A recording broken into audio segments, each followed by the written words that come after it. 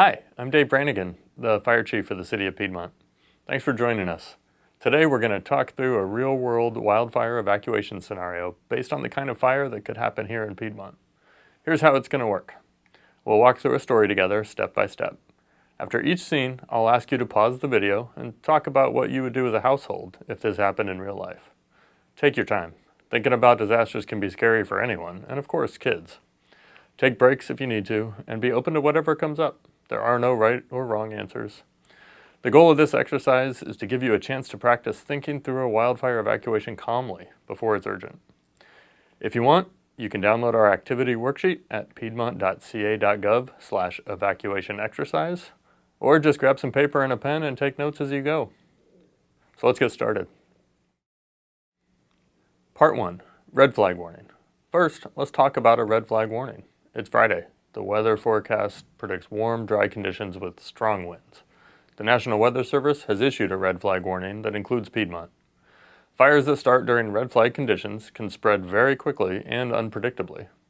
Many people wait until an evacuation order to prepare, but we know that those who act early can evacuate faster, safer, and with less stress.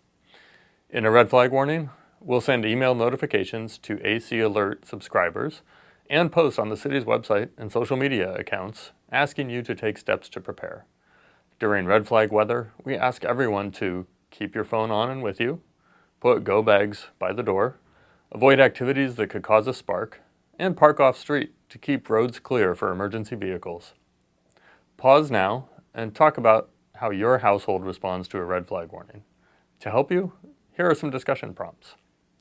How would we know about the red flag warning? Are we registered for AC Alert? What do we normally do when there's a red flag warning? Does everyone in the house have a go bag? Where are they? Who would need extra help? Young children? Pets? People with mobility challenges?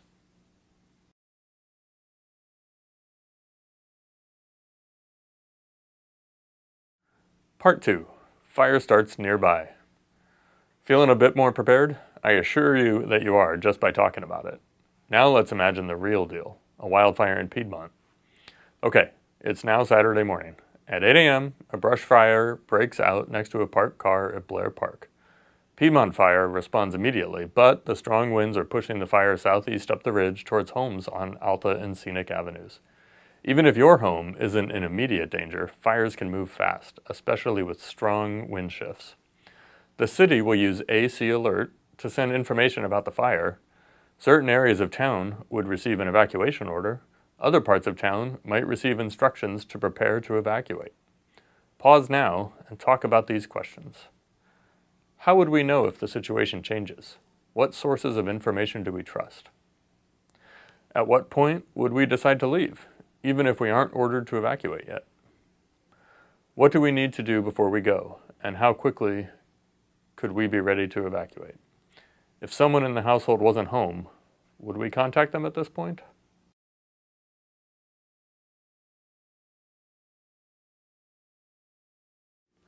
Part 3, evacuation order.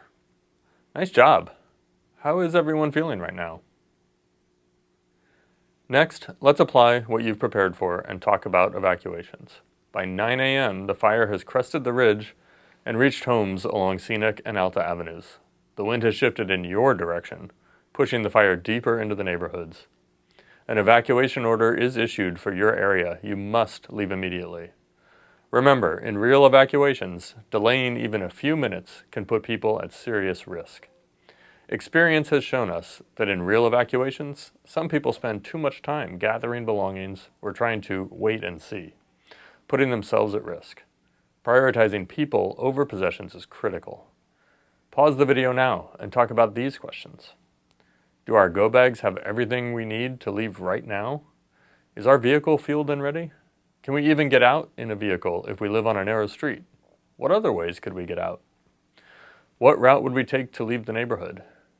If we haven't been told a specific place to go, where would we choose to end up? A friend's house? A hotel?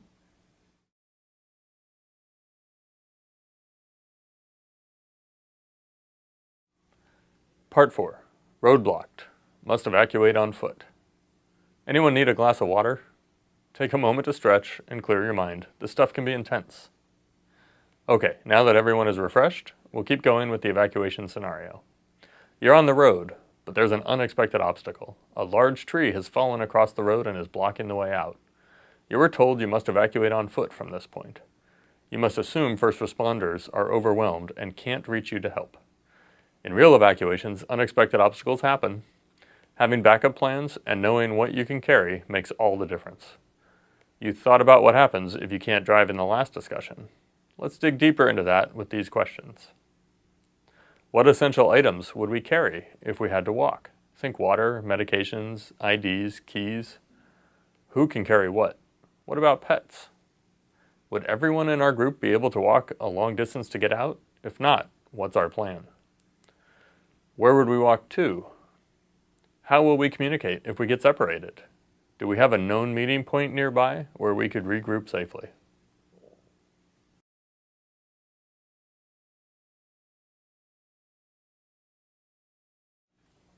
Part 5. Safe but displaced.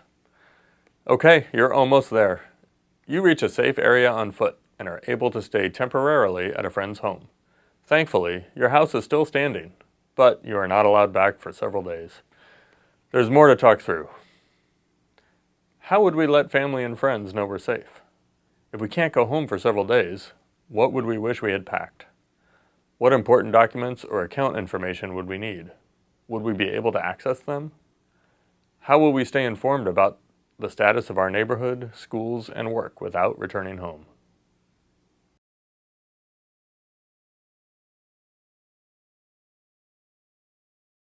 Congratulations! You've just completed your at-home wildfire evacuation exercise. By taking the time to talk through the scenario together, you've made your household stronger, safer, and better prepared to handle an emergency. Before you move on with your day, take a few minutes now to talk about the experience. What went well? What could you do to be better prepared? Write down any follow-up steps and make a plan for when you'll do them. Are you going to update your go bags? Review evacuation routes?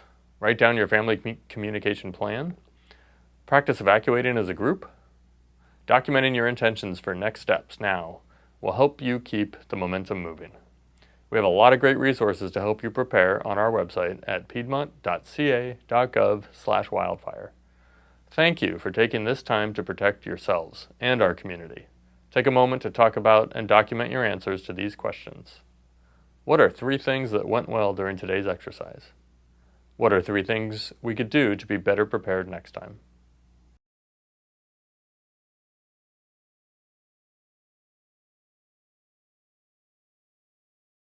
Thanks for participating in today's activity. We're always trying to make them better as well as improve our responses, and you have the opportunity to help us with both. While you could be watching this anytime, if you are doing this activity during the 2025 Piedmont Wildfire Evacuation exercise, we really encourage you to come on down to the fire station at 10 a.m. and participate in our community debrief. We're going to have some speakers, we're going to take questions, and we'd love to get your thoughts on how today went. We also would love for you to participate in our feedback survey. This will give you the opportunity to give us written responses and feedback on how today went. It's important to stay informed. Please sign up for AC Alert.